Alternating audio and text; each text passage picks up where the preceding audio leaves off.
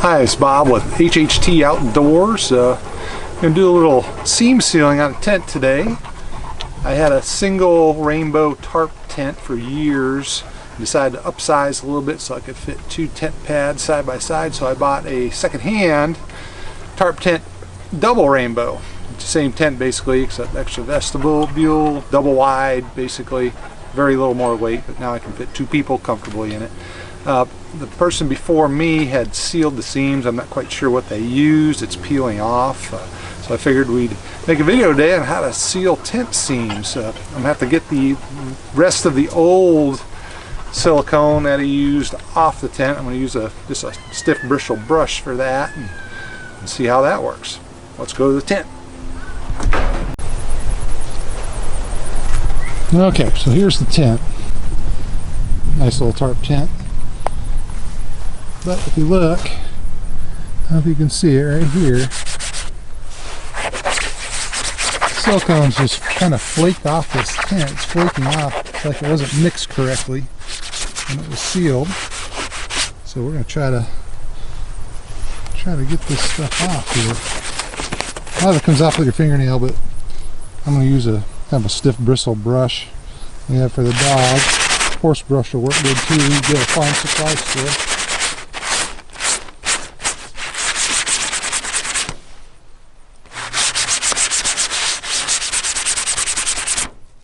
Yeah, it's coming right off.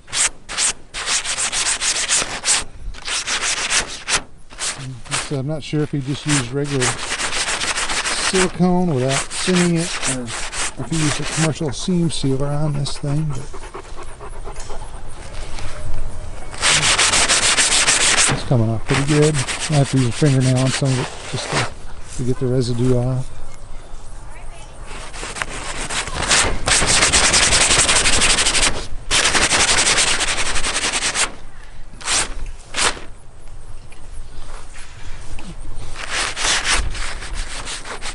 It's coming off pretty good. Okay, we'll proceed to step 2. I'll show you guys how to mix up a seam sealer that you won't have to worry about peeling off your tent.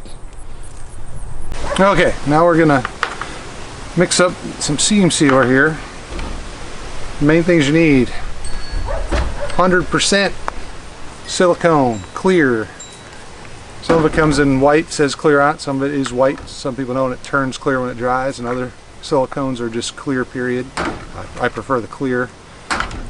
Basically, what you want to do is empty your silicone. I just have a little yogurt cup here, something disposable that you can throw away. And what we're going to do is put the silicone in here and use mineral spirits just to thin it. You want it kind of a consistency of a latex paint. Too thin's not good, just like I said, about a latex paint's about perfect. Let's do a little at a time.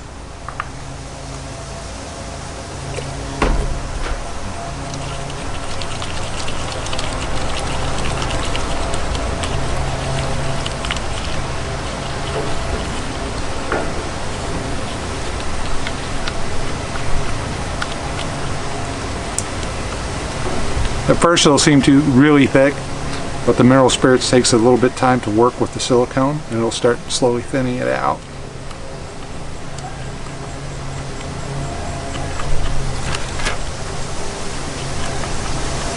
As you can see, it's getting much thinner now.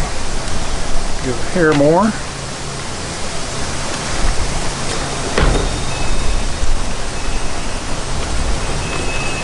Once you get the consistency you want, you kind of want to work semi-fast. I mean, don't rush by any means, but this will start setting up. So just plan out what you want to seal ahead of time. Just use like a 1-inch sponge brush. That's what I find works better. Just a disposable 50-cent sponge brush.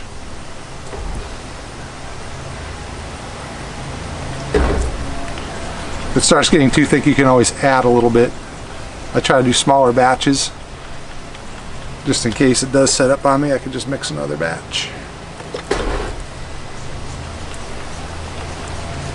I think we're about have it. We'll go over to the tent and apply it.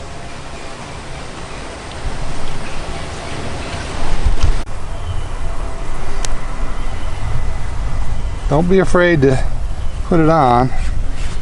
This will take about a day to dry. Leave your tent set up for about a day so it's not tacky when you put it away, or everything will stick together.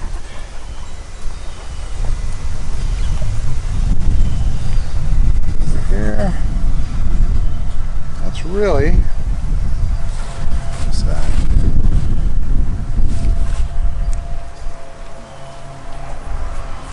Let's really get it in underneath those seams.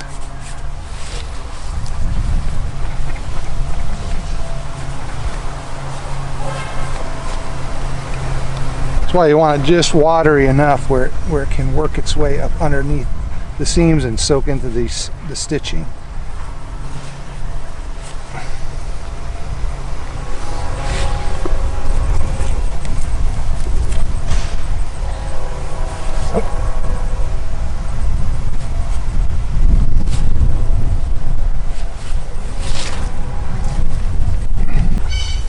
Well, that's it. We got the tent done. Now if you want to, this one already has it, I tend to put some of the same silicone in stripes or circles on the floor of the tent. That way you put your sleeping pad on it. If you're on uneven ground, it tends to stick better and not slide in the middle of the night.